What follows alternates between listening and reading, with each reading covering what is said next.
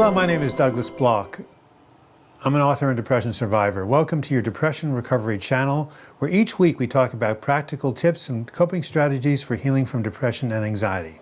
In a previous video called Overcoming the Stigma of Depression, I talked about the shame and the stigma that many people feel who suffer from mental health disorders. I'm wondering if any of you who are watching this video have ever felt embarrassment about your condition and wanted to hide it. I can certainly relate. I remember many years ago when I was going through my last depressive episode, I had a horrible bout of anxiety and had to go into the hospital for 3 days.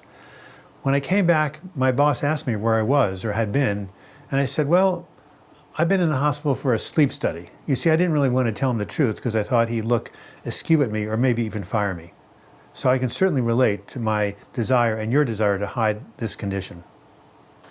Why did I feel compelled to hide the truth? Even though modern science recognizes that depression is largely an organic condition whose roots lie in a disordered brain, a societal view still persists that it's the result of a weak will or a defective character. You see, society still tells us that there's something basically wrong with us if we're depressed, that we're somehow inherently defective or flawed human beings.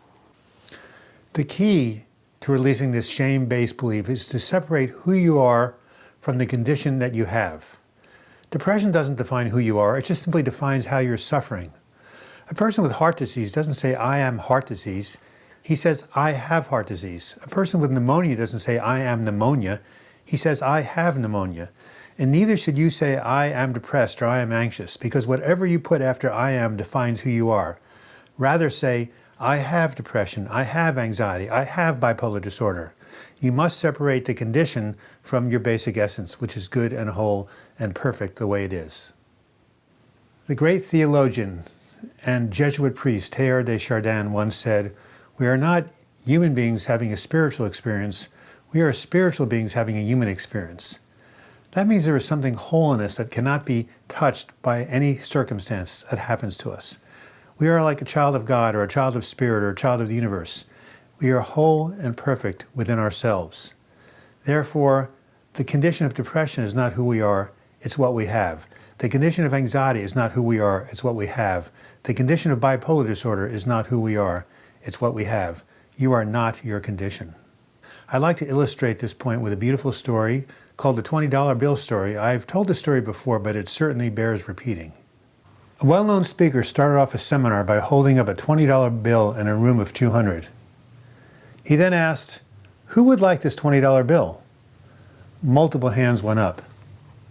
Then he said, okay, I'm going to give it to one of you, but first I'm going to do this. And he crumbled it in a ball. So it was a tiny little thing. And then he opened it up, all crumbled like this, and he said, now who would like this $20 bill?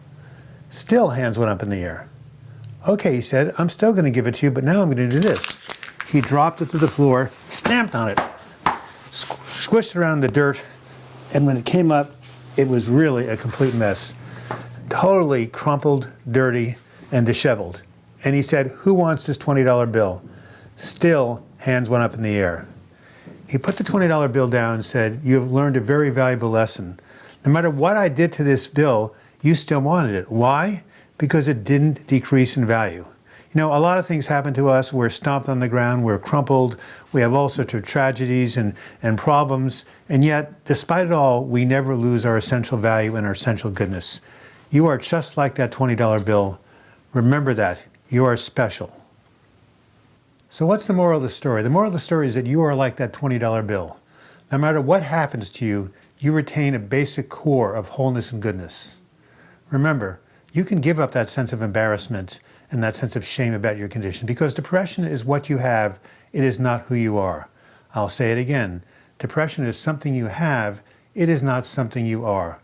Who you are is whole or perfect and will never lose its essential value, just like that $20 bill. This has been Douglas Bloch. Thank you for watching this video. I hope you've gained something from it. If you want to learn more about my work, simply click on the links at the end of this video. Go to my website, healingfromdepression.com, or click on the subscribe button. And until we meet again, I wish you the best in your mental health recovery. Thank you.